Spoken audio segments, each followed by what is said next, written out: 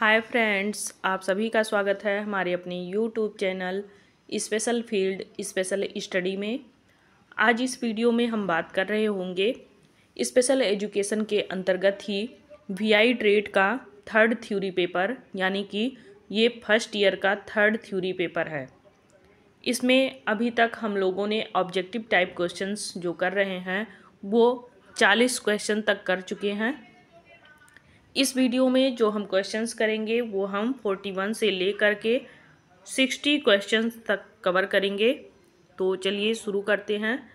हमारा जो पहला क्वेश्चंस होगा वो होगा 41 की पुस्तकालय सामाजिक विज्ञान शिक्षा का समर्थन कैसे कर सकता है।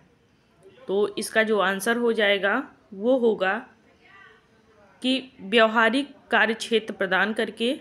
तो नहीं, व्यवहारिक कार्यक्षेत्र प्रदान करके हम उसे शिक्षा का समर्थन नहीं दे सकते हैं, वो भी सामाजिक विज्ञान में। शोध के लिए पुस्तकों और संसाधनों की एक विस्तृत श्रृंखला प्रदान करके। तो ये आपका सही ऑप्शन हो जाएगा। बाकी खेल विधि का आयोजन करके या आधुनिक कला का प्रदर्शन करके, ये दोनों ऑप्शन आपके गलत रहेंगे। नेक्स्ट आपका क्वेश्चन होगा 42 कि सामाजिक विज्ञान शिक्षण में संग्रहालयों का उपयोग करने का शैक्षिक लाभ क्या है। तो जब संग्रहालय में हम सामाजिक विज्ञान जो है इसका शिक्षण वहाँ पे उपयोग करते हैं तो किस प्रकार से ये बच्चों के लिए लाभ करेगा, ये हम देखते हैं। तो वे अध्ययन करने के लिए एक शांत जगह प्रदान करते हैं। तो ऐसी कोई बात नहीं है। वे कैफेटेरिया के रूप में काम करते हैं, ये भी गलत हो जाएगा। वे लाइव प्रदर्शन प्रदान करते हैं, तो ये भी गलत हो जाएगा। तो आपका ऑप्शन नंबर बी जो है, वे ऐतिहासिक घटनाओं और सांस्कृतिकों के लिए दृश्य और मूर्त संबंध प्रदान करते हैं, ये आपका ऑप्शन सही हो जाएगा। अगला क्वेश्चन है आपका कि शैक्षणिक संदर्भ में प्रदर्शनी का प्राथमिक उद्देश्य क्या है। ये क्वेश्चन है 43।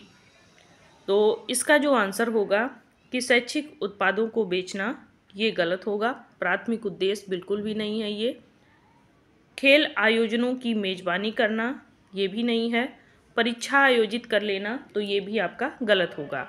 ऑप्शन नंबर बी आपका सही हो जाएगा, जो कि क्या कहता है कि छात्रों के काम और उपलब्धियों को ये प्रदर्शित करता है।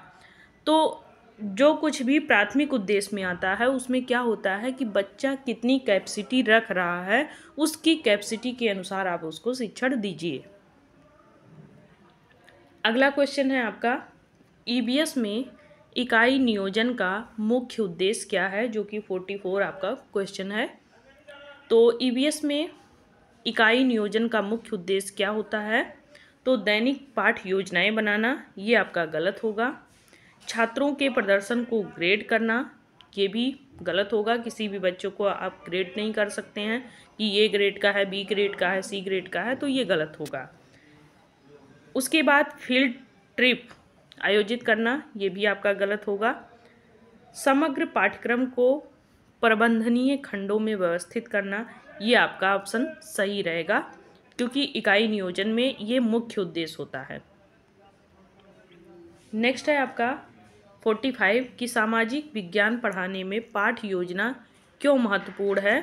तो इसके लिए जो आपका ऑप्शन दिया गया है वो है कि यह छात्रों को ग्रेड देने में मदद करता है, गलत है। यह सीखने के उद्देश्यों को पूरा करने के लिए एक संचरित दृष्टिकोण सुनिश्चित करता है, तो यह भी आपका गलत होगा या सही होगा, आप लोग ज़रूर बताइएगा। उसके बाद यह शिक्षण सहायक सामग्री की आवश्यकता को कम करता है, तो ये भी गलत होगा। यह पुस्तकों की आवश्यकता को प्रतिस्थापित करता है, तो ये भी आपका गलत होगा। यहाँ जो सही होगा वो ऑप्शन नंबर बी ही आपका सही होगा। यही आपका सबसे सटीक बैठ रहा है। मैं आप लोगों को उत्तर इसी में बता दे रही हूँ। यह सीखने के उद्देश्यों को पूरा करता है और एक दृष्टिकोण सुनिश्चित करता है। अगला क्वेश्चन है आपका 46 कि पाठ योजना में टीएलएम टीचिंग लर्निंग मटेरियल शिक्षण अधिगम सामग्री का उपयोग किस लिए किया जाता है? तो कक्षा में बातचीत को कम करने के लिए किया जाता है, तो ऐसा बिल्कुल नहीं है। होमवर्क असाइनमेंट बढ़ाने के लिए किया जाता है, तो ये भी आपका गलत होगा। शिक्षक के कार्यभार को कम करने के लिए किया जाता है, तो ये भी गलत होगा। टीएलएम सामग्री का जो उपयोग किया जाता है वो दृश्य, श्रवण, स्पर्श, ये सभी चीज़ों को डेवलप करने के लिए किया जाता है। इन सभी के माध्यम से बच्चा अपनी समझ को विकसित करता है, तो ये ऑप्शन नंबर बी आपका सही हो जाएगा। अगला क्वेश्चन है 47 कि ईबीएस और सामाजिक विज्ञान शिक्षा में टीएलएम का उपयोग करने का क्या लाभ है? तो इसका जो आंसर होगा कि ये होगा कि वे जटिल अवधारणाओं को सरल बनाते हैं और सीखने को अधिक आकर्षण और प्रभावी बनाते हैं। क्योंकि आप जब टीएलएम प्रस्तुत करते हैं बच्चों के सामने, तो उससे बहुत कुछ बच्चे प्रैक्टिकली तौर पर प्रत्यक्ष रूप से देखते हुए सारी चीज़ें सीखते हैं। तो ये ऑप्शन नंबर ए ही आपका सही हो जाएगा। इसमें जो है शिक्षक की भूमिका को प्रतिस्थापित करते हैं, तो ये गलत होगा। उनका उपयोग केवल सजावट के लिए किया जाता है, तो ऐसा नहीं है। टीएलएम केवल सजावट के लिए नहीं बनाया जाता है, उससे काफ़ी कुछ बच्चे जो बहुत क्रिटिकल होता है सीखने में, वो सारी चीज़ें सीखने में इनको मदद मिल जाती है। यानी कि उसका एक एक पार्ट टीएलएम के रूप में जब आप बच्चों के सामने प्रस्तुत करेंगे तो बच्चे काफ़ी आसानी से उस सभी चीज़ों को सीख पाएंगे। बातचीत को सीमित कर देता है, तो ऐसा नहीं है बिल्कुल भी। नेक्स्ट है क्वेश्चन नंबर 48 कि दक्षिण भारत पर अपने शासन और अपनी प्रसिद्ध मंदिर वास्तुकला के लिए कौन सा राजवंश जाना जाता था? तो इसके लिए जो ऑप्शन दिए गए हैं वो है मौर्य, गुप्त, मुगल या फिर चोल। तो इसमें से आप लोगों का जो ऑप्शन नंबर सी है चोल, ये आपका सही हो जाएगा। चोल आपका सही है। नेक्स्ट क्वेश्चन है आपका 49 कि गुप्त राजवंश के संस्थापक कौन थे? तो गुप्त राजवंश के जो संस्थापक थे वो चंद्रगुप्त प्रथम थे। नेक्स्ट है आपका क्वेश्चन नंबर 50 कि पल्लव राजवंश की राजधानी क्या थी? तो पल्लव राजवंश की जो राजधानी थी वो कांचीपुरम थी। ये जो सभी क्वेश्चन हैं ये वन लाइनर में हैं, इसको आप ऐसे ही याद कर लीजिए। उसमें 4 ऑप्शन आपको मिलेंगे, लेकिन आप पल्लव वंश की राजधानी जैसे पूछा गया है कांचीपुरम, तो ऐसे आपको डायरेक्टली याद हो जाएगा। अगला है क्वेश्चन खजुराहो मंदिर के निर्माण से कौन सा राजवंश जुड़ा हुआ है? तो इसका जो आंसर होगा वो हो जाएगा आपका चंदेल। चंदेल आपका सही यहाँ पे ऑप्शन होगा, क्योंकि ये खजुराहो मंदिर के निर्माण में यही जो राजवंश था ये चंदेल ये जुड़ा हुआ था। अगला 52 क्वेश्चन है कि हर्षवर्धन किस राजवंश के शासक थे?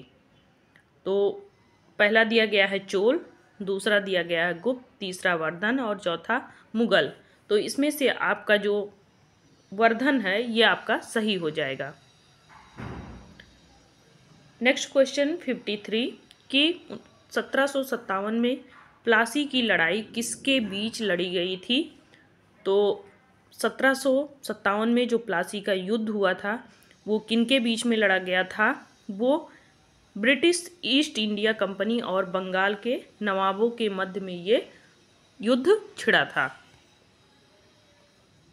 नेक्स्ट क्वेश्चन है 54 कि कौन सा गवर्नर जनरल व्यापकता के सिद्धांत के लिए जाना जाता है?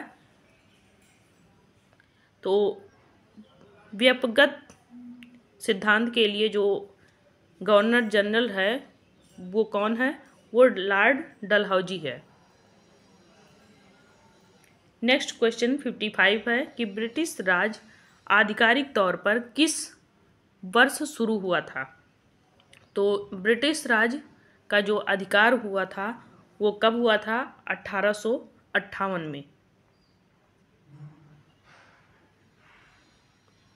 नेक्स्ट क्वेश्चन है आपका 56 कि किस अधिनियम ने भारत का नियंत्रण ईस्ट इंडिया कंपनी से ब्रिटिश क्राउन को हस्तांतरित कर दिया था, यानी कि उसको ट्रांसफ़र कर दिया था। तो इसका जो आंसर होगा भारत सरकार अधिनियम 1858, ये आपका सही हो जाएगा। अगला क्वेश्चन है आपका कि कानपुर में 1857 के विद्रोह का नेतृत्व किसने किया था। तो जो 1857 की क्रांति हुई थी या विद्रोह हुआ था, उसमें नाना साहिब जो थी वो इसका नेतृत्व कर रहे थी। नेक्स्ट क्वेश्चन है 58 कि किस घटना के कारण असहयोग आंदोलन को बंद कर दिया गया था। तो जो असहयोग आंदोलन था वो चौरी चौरा का जो घटना हुआ था उसी को देखते हुए इस आंदोलन को स्थगित कर दिया गया था। असहयोग आंदोलन उस टाइम पे चल रहा था। अगला क्वेश्चन है आपका 59 कि करो या मरो का नारा किस आंदोलन से जुड़ा हुआ है। तो करो या मरो का जो नारा था वो भारत छोड़ो आंदोलन के साथ में जुड़ा था। नेक्स्ट क्वेश्चन और लास्ट है इस वीडियो का 60 क्वेश्चन कि स्वतंत्रता के समय भारत का वायसराय कौन था। तो इसको तो सभी लोग जानते होंगे, जो लॉर्ड माउंटबेटन हैं ये थे। तो ये 60 क्वेश्चंस आप लोगों के इस वीडियो में कंप्लीट होते हैं। ईवीएस के ये 60 क्वेश्चन आपको काफ़ी हेल्पफुल रहेंगे एग्ज़ाम को देखते हुए। तो आप लोग एग्ज़ाम का जो प्रिपरेशन है उसको काफ़ी अच्छे से करिए, ताकि आप लोगों को जो वन लाइनर क्वेश्चन मिलें या फिर ट्रू फॉल्स मिले या ऑब्जेक्टिव टाइप कोई भी क्वेश्चंस हों, वन लाइनर क्वेश्चंस हों, शॉर्ट टाइप क्वेश्चंस हों, सब आप बहुत अच्छे से कर पाएँ। तो अभी से आप लोग तैयारी में लग जाएं। नेक्स्ट वीडियो में हम 61 से लेकर के जो भी क्वेश्चंस होंगे आगे तक उसको हम कवर करेंगे। तो 20-20 क्वेश्चंस के आपके ये वीडियोज़ दिए जा रहे हैं, जिसको आप लोगों को टाइम निकाल करके हर हाल में 10 से 15 मिनट जो समय आपके पास हो उतने में आपको ये वीडियो डेली का डेली पढ़ लेना है।